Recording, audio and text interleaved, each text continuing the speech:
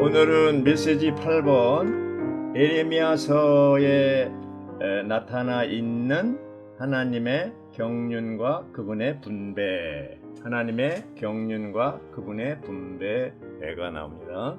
할렐루야. 그래서 여기 보면은 요절이 에레미야 17장 7절 8절인데요. 에레미야 17장 7절 8절은 하나님의 분배로 수행되는 하나님의 경륜을 말하고 있습니다. 하나님의 경륜의 목표는 새 예루살렘입니다. 하나님의 경륜의 목표가 뭐라고요? 새 예루살렘이에요. 이 새 예루살렘의 이상은 성경 전체의 결론이라고 볼 수가 있겠습니다. 본래 이제 라이프스타디는 생명의 관점에서 성경을 해석한 것이고, 결정 연구는 하나님의 경륜의 관점에서 연구하는 겁니다. 그래서 에레미야서에는 경륜이란 말이 없어도 하나님의 경륜의 관점에서 에레미야서를 볼 때 거기서 이제 중요한 핵심을 우리가 알 수 있게 되는 것입니다. 여기 이제 새 예루살렘이 하나님의 경륜의 목적이라고 그랬는데, 성경에 또 결론이라고 했는데, 새 예루살렘은 끝에 가서 볼 때 그리스도의 신부가 되죠. 그 영과 신부가 말씀하시기를, 이렇게 한 것처럼 이제 이렇게 보는데, 그 새 예루살렘이 계시록 1장 1절에 보면은 계시록을 푸는 열쇠가 뭐냐 하면은 표징이라고 해서 표징, 사인. 그래서 새 예루살렘이 계시록 21장 22장에 나오는데 이것도 하나의 표징이라는 것이죠. 사인. 그러니까 이것은 물질적인 성이 아니고 하나의 표징이고 영적인 성이라는 것이죠. 그런데 창세기 1장 2장에 보면 하나님의 창조가 나오고 생명나무, 또 2장 10절에 보면 한 강이 나오는데, 계시록 21장 22장에도 이제 새 예루살렘 건축이 나오죠. 그리고 생명강이 나오고 생명나무가 나옵니다. 창세기 1장 2장과 계시록 21장 22장 그 중간에 시간이라는 다리가 있습니다. 이 시간이라는 다리를 거칠 때 거기서 이제 하나님은 모든 하나님의 계획과 목적을 성취하기 위해서 많은 일들을 하고 계시죠. 사람이 실패했어도 여전히 하나님은 하나님의 경륜에 따라서 하나님의 분배로 말미암아 많은 일들을 하고 계셔서 결국은 새 예루살렘으로 완결하게 됩니다. 그래서 이 성경 전체가 이제 아주 대하 드라마처럼 이제 하나님과 사람이 역사해서 결국 새 예루살렘으로 완결되는 이것이 이제 성경의 마지막인데, 그 천년왕국까지가 애창조에 속하는 것이죠. 시간이 있다는 것, 천년이라는 시간이 계산되는데, 새 예루살렘에는 시간이 없습니다. 시간이라는 게 끝나버립니다. 새 예루살렘. 그리고 이제 새 예루살렘에는 계시록에 보면 19장 20절에 보면은 짐승과 거짓 신원자들, 또 염소들, 이런 이자들이 먼저 유황불못에 들어가고, 천년왕국 전에, 그리고 천년왕국 후에 또 사탄, 마귀가 불못에 유황불에 들어가서 새 예루살렘에는 마귀가 없어요. 마귀가 새 예루살렘에 있는 것도 못 봐요. 우리는 보지만. 그래서 이 새 예루살렘이 아주 놀라운 하나님의 경륜의 완성이고 목표고 목적지라고 볼 수가 있는데요. 지금 오늘날 기독교를 볼 때, 개신교를 볼 때 새 예루살렘을 물질적인 성으로 봅니다. 90% 이상이 물질적인 성으로 봅니다. 그래서 혹시 자매님들이 유튜브에 가서 새 예루살렘 한번 검색을 해보시면, 들어보시면 전부 물질적인 성으로 해석을 합니다. 어떤 분은 뭐라고 그랬냐면 새 예루살렘이 천국의 수도다. 뭐 이렇게 하고, 또 이 땅에 있는 게 아시고 별나라에 있다. 뭐 하여튼 별 사람들이 다 있습니다. 어쨌든 공통적인 것은 그들이 다 새 예루살렘을 물질적인 성으로 보는 것이죠. 만약에 새 예루살렘이 물질적인 성이라면 신랑인 그리스도가 이 물질적인 성, 금과 진주와 보석으로 된 성과 결혼한다는 건데 말이 안 되잖아요. 그리고 새 예루살렘이 목적이라는 거, 오늘은 이 주제가 새 예루살렘이 아니기 때문에 목적이라는 걸 알고, 예레미야 17장 7절 8절에 있는 대로 거기 보면은 그 뿌리를 시냇가로 뻗어 더위가 와도 두려워하지 않으며 그 잎이 항상 무성하여 가문해도 염려하지 않고 열매를 맺기를 그치지 않으리라, 이렇게 얘기하고 있어요. 거기 이제 뿌리가 나오고 열매가 나옵니다. 뿌리가 나오고 열매가 나오고. 그래서 이것을 이해하기 위해서는 이사야서 37장 31절에 보면 밑으로 뿌리를 내리고 위로 열매를 맺으리니, 이렇게 됐습니다. 이 뿌리가 중요해요? 열매가 중요해요? 예, 뿌리가 중요하죠. 뿌리는 보이지 않죠. 예, 보이지 않습니다. 뿌리가 깊이 내려야 이제 위로 열매를 맺을 수가 있죠. 영양분을 충분히 공급받아서 뿌리를 내려서 시냇가로 뻗어서 아주 그 물을 충분히 공급받을 때 위에 줄기로 올라가서 열매를 맺게 되는데, 뿌리가 이제 물을 흡수할 때 이것은 하나의 분배받는 거죠. 흡수하는 것이 분배받고, 그 분배받는 것이 바로 하나님의 경륜과 관계된다는 것입니다. 예. 그래서 이제 이 뿌리는 분배를 받고 자라게 하는데, 또 개인 기도와 또 개인적으로 추구하는 것을 얘기할 수 있어요. 그래서 우리는 매일 아침마다 주님과 개인적인 그런 기도를 할 필요가 있습니다. 또 개인적으로 조용히 말씀을 읽고 추구할 필요가 있습니다. 그리고 이제 그런 그 뿌리가 있을 때, 뿌리를 깊이 내릴 때 우리는 열매, 위로 잎사귀를 피고 열매를 맺을 수 있기 때문에 이 열매는 뭐예요? 분배하는 것이고 목양하는 것이라고 그랬습니다. 말하자면 우리가 공급받은 것을 나눠주는 것이죠. 그래서 복음을 전하고 목양하려면 뭐예요? 말을 해야 될 거 아니에요. 그것이 신언이죠. 신언이라는 것은 집회에서만 하는 것이 아니고 평소 생활 가운데서도 우리가 말을 하는 훈련할 필요가 있습니다. 복음을 전할 때도 신언을 하는 것이고 목양할 때도 신언하는 것이잖아요. 그래서 우리는 그렇게 할 때 열매를 맺을 수가 있는 것이죠. 자매님들이 이제 5조가 돼서 훈련을 하는데 시간은 4분씩밖에 안 들이지만 이것을 준비하기 위해서 많은 시간을 투자할 겁니다. 그 많은 시간 투자하는 것이 바로 뿌리를 내리는 작업이에요. 그래서 이렇게 안 하면요, 자기 조가 없잖아요. 준비도 안 해요. 추구도 안 하고. 그러면 뿌리가 내리기가 어려워요. 그래서 4분 발표가 중요한 게 아니고 준비하는 것이 중요한 겁니다. 준비하는 게. 맞아요? 들려요? 예. 그래서 우리는 그 준비할 때 추구하고 개인적으로 기도하며, 정말 4분이지만 사실 4분이 짧은 시간도 아닙니다. 긴 시간입니다. 그래서 이거를 이렇게 추구하고 발표하고 이런 과정에서 어떻게 됩니까? 그것이 나라는 사람도 또 하나의 열매예요. 다른 사람도. 그래서 여기 이제 고린도전서 3장 6절을 소개했는데요. 이것이 예레미야 17장 7절 8절과 그 사상이 같다는 거예요. 고린도전서 3장 6절에 뭐라고 그랬어요? 나는 심었고 아볼로는 물을 주었습니다. 그러나 하나님께서 자라게 하셨습니다. 이렇게 돼 있어요. 자, 고린도 교회에 주신 말씀인데, 고린도 교회는 우리가 잘 아는 대로 문제가 많은 교회입니다. 아주 골 때리죠.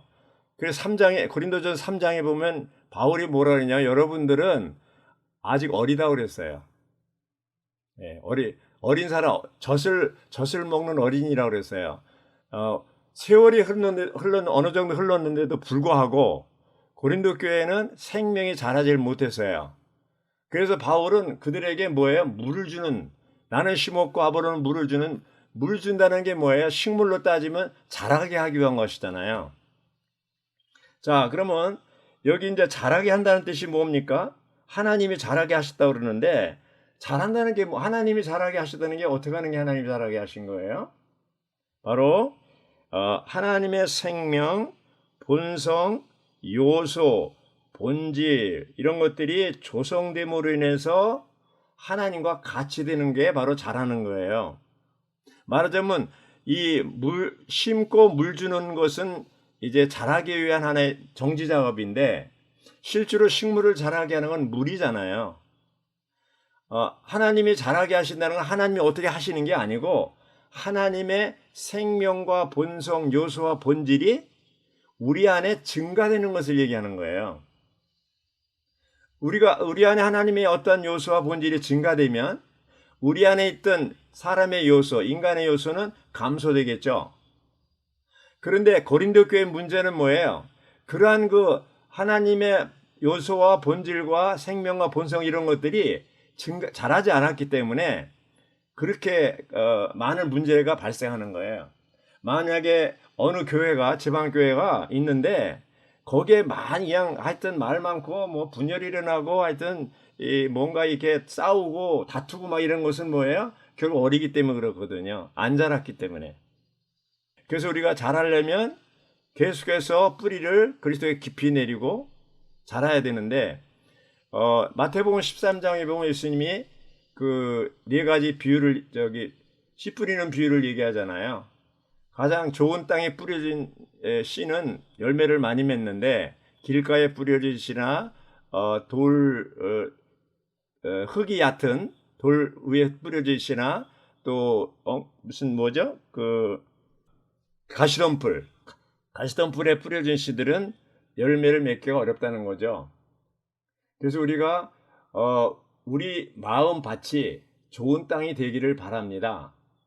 그래서 뿌리를 깊이 내리고, 그래 좋은 땅이 되려면 어떻게 돼요? 우리가 회개를 많이 해야 돼요. 우리가 주님 앞에 나가서 이제 주님과의 교통이 끊어진 상태에 있는 사람은 주님과의 교통을 회복하기 위해서 우리 죄를 자백하고 회개할 때 하나님은 미쁘시고 이로우사 우리 죄를 용서하신다고 그랬어요. 그러니까 결국 하나님과의 교통이 끊어진 상태, 이것이 이제 안 좋은 거예요. 뿌리를 내릴 수 없는 땅이에요. 하나님과의 교통이, 수직적인 교통이 교통이 회복되고 지체들과의 수평적인 교통이 회복될 때 어떻게 됩니까? 이게 뿌리를 내린 거죠. 그래서 우리는 계속해서 밑으로 뿌리를 깊이 내릴 때 위로 줄기가 올라오고 잎이 피고 열매를 맺고 이제 꽃이 피고 열매를 맺을 수가 있는 것이죠. 이것은 교회 생활을 통해서 이루어지는 건데, 여기서 이제 볼 때 2일자, 3일자 보면 안식일이 나옵니다. 2일자 안식일이 나오죠. 거기 보면 13절에 보면 나의 안식일을 지켜 이렇게 나오고 있습니다. 여기 나의 안식일을 지킨다는 말이 아주 상당히 중요한 말입니다. 우리가 안식일을 지킨다고 그럴 때 우리 관념은 사람의 안식일, 안식교는 이제 토요일부터 금요일부터 토요일 저녁까지죠. 거기도 안식일을 지키고, 개신교에서는 주일을 지킨다고 그러잖아요. 근데 우리가 주일을 지키고, 하나님이 우리가 주일을 지킬 때 하나님 우리에게 축복하신다고 생각하는데, 그건 잘못된 생각이에요. 여기 말씀에 보면 출애굽기 31장 13절에 보면 너희는 반드시 나의 안식일을 지키라고 그러세요. 누구의 안식일? 하나님의 안식일이에요. 하나님이 여세 동안 천지 만물을 지으시고 이래 되는 날에 안식했잖아요. 그 하나님의 안식일이지 사람의 안식일이 아니에요. 그럼 우리는 뭐냐? 하나님의 안식 안에 들어가서, 그 하나님의 안식 안에 들어가서 안식을 누리고 하나님으로부터 공급을 받고 만족하고 힘을 얻고, 그렇죠? 그게 하나님의 안식일을 지키는 거예요. 내가 안식일을 지키는데 하나님이 나를 돕는 게 아니고, 하나님의 안식 안에 우리가 들어가는 거예요. 그래서 하나님의 안식일이 사람의 첫날이란 말은, 그날에 하나님의 안식 안에 들어가서 하나님으로부터 우주의 에너지를 공급받고 힘을 얻고 이제 엿새 동안 일하게 되는 것이죠. 하나님은 일하시고 안식했지만 우리는 안식을 먼저 하고 누리고 그 다음에 일하게 되는 것이죠. 그래서 사람은 일하기 위해서 창조된 것이 아니고 하나님으로 만족하고 하나님과 함께 안식하기 위해서 창조되었습니다. 하나님은 사람이 누릴 수 있도록 모든 것을 예비해 놓으셨습니다. 모든 것을. 사람이 창조되기 전에 에덴 동산도 만들어 놓으시고 사람이 먹고 마시고 누릴 수 있는 모든 것을 만들어 놓으셨어요. 예. 그래서 우리가 볼 때 이제 지금은 우리가 이렇게 고생을 많이 하잖아요. 고생을 많이 하는데 새 예루살렘에 가면 일하는 게 없어요. 거기는 뭐예요?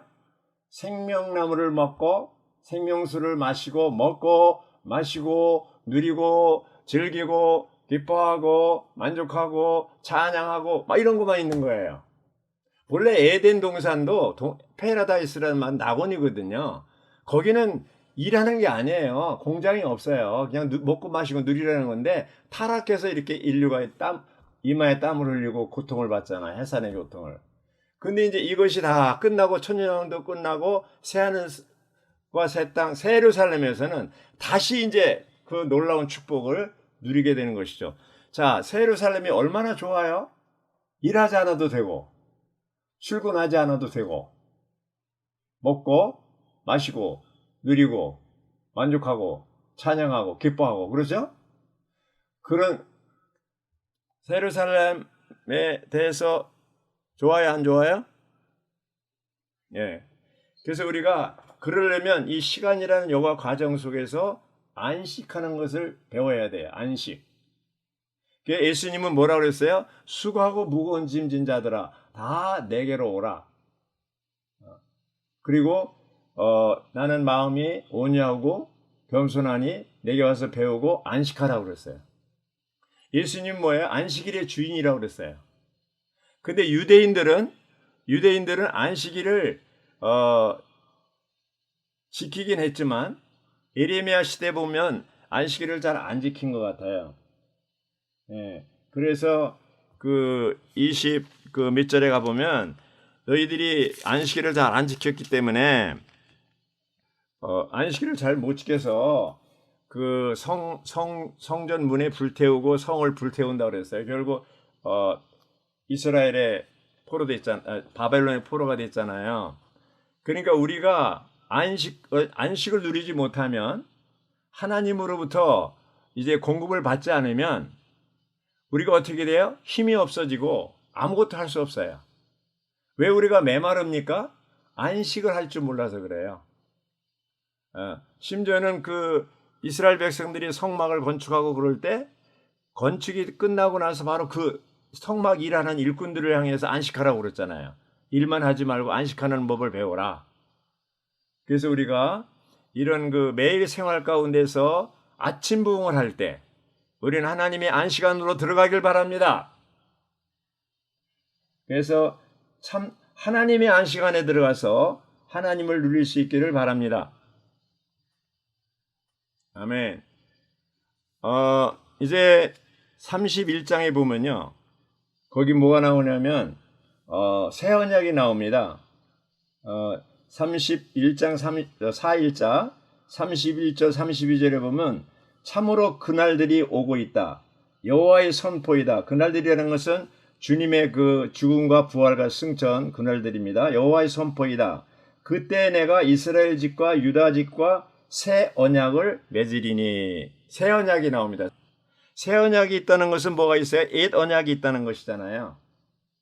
옛 언약은 이스라엘 백성들이 시내산에서 하나님과 맺은 언약인데 출애굽기 24장에 보면 8절에 보면 그 옛 언약을 맺을 때 짐승의 피, 황소의 피로 맺었다고 그랬어요. 그런데 새 언약은 마태복음 16장 28절과 누가복음 22장 20절에 보면 예수님 사람의 피, 예수님의 피로 맺었다고 그랬어요. 그래서 이 구약의 그 새 옛 언약은 하나의 사진이고 그림자고, 신약의 새 언약은 뭐예요? 실제고 성취입니다. 예언의 성취입니다.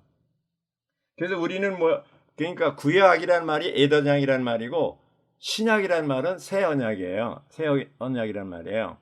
그러면 새 언약을 맺을 때 그 주인공이 누구냐면 예수님이에요. 예수님이 피로 맺었잖아요.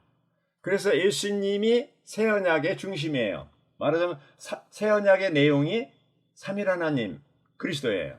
그리스도가 중심이에요. 그리스도는 이 땅에서 사역을 하시고 죽고 부활하시고 승천하셔서 지금은 하나님 보좌에 앉아 계시면서 하늘에서 이 땅을 향해서 사역을 하고 계십니다. 어디에서요? 은혜 하나님 보좌에서. 네, 놀랍죠? 그래서 여기 보면요, 예레미야 31장 34절에 보면 내가 그들의 죄악을 용서하고 그들의 죄를 더 이상 기억하지 않을 것이기 때문이다, 이렇게 된 거예요. 이것은 뭡니까? 신성한 생명의 기초가 그리스도의 구속에 있다는 것이죠. 그래서 이 그리스도의 구속, 또 그리스도의 생명, 신성한 생명으로 우리가 거듭났을 때 우리는 구속받고 구원받은 백성으로서 이제는 어떻게 됩니까? 새 예루살렘에 이루어지기까지, 거기에 도착하기 시간 안에 있을 동안에 계속 뿌리를 내리고 열매를 맺는, 그렇죠? 보이지 않는 곳에서 우리는 그리스도를 누리고 보이는 곳에서 복음을 전하고 열매를 맺는, 목양하는 이러한 삶을 살 수가 있게 되는 것입니다. 이제 여러분 가운데 이제 이런 말씀이 있어요. 여호와의 선포이다. 나는 내 법을 그들의 속 부분들에 두고, 이렇게 됐습니다. 나는 내 법을 어디에 둔다고요? 속 부분들에게 둔다고 그랬습니다. 할렐루야. 주님께서 우리의 속 부분들에게 두신다는 말은 바로 지성소, 우리 영 안에 둔다는 말이에요. 그래서 우리가 이러한 그 영 안에 있을 때 히브리서 4장 16절에 있는 것처럼, 그러므로 우리가 긍휼을 받고 은혜를 입어서 때맞추어 도움을 얻기 위하여 은혜의 보좌 앞에 담대히 나아갑시다, 이렇게 된 거거든요. 어디로 나간다고요? 은혜의 보좌 앞에. 은혜의 보좌 앞에 나갈 때 우리 행위로 나갈 수가 없고 예수님의 피를 힘입어. 할렐루야. 예수님의 피를 힘입어 우리는 은혜의 보좌 앞에 담대히 나아갈 수가 있습니다. 아침마다 우리가 부흥할 때마다 우리는 예수님의 피를 힘입어 은혜의 보좌 앞에 담대히 나아갑니다. 그 히브리서 10장 19절에 보면 예수님의 피, 그것 새 언약의 피, 그것을 가지고 우리가 히브리서 4장 16절처럼 은혜의 보좌 앞에 담대히 나갈 수가 있다고 했습니다. 그럴 때 이제 모든 축복을 누릴 수가 있는데, 그리스도께서 하늘의 보좌에서 이 사역을 하실 때, 하늘에 속한 사역을 하고 계실 때, 이 새 언약을 집행하고 계실 때 우리 믿는 이들은 그리스도의 그 새 언약의 사역에 동력하고 순종하기 위해서 뭐예요? 나가야 됩니다. 그래서 히브리서 12장 2절에 보면 믿음의 창시자여 완성자인 그리스도를 주목하라고 그랬고, 우리는 이러한 그 은혜의 보좌 앞에 지성소 안에 영 안으로 돌이키고 나아가야 합니다. 그럴 때 그리스도께서 보좌에서 이러한 그 하늘에 속한 사역을 하고 계시는 거기에 반응하는 것이죠. 나아가는 것이 반응하는 것입니다. 네. 우리 자신을 멈추고 우리의 어떤 계획을 멈추고 주님이 성취하시고 도달하시고 획득하신 모든 것을 누리기 위해서, 하나님의 만족을 위해서 우리는 주님 앞에 나아가야 됩니다. 나아갔을 때 주님으로부터 넘치는 공급을 받게 되고, 이러한 공급을 통해서 하나님의 경륜이 이루어질 수가 있는 것이죠. 예.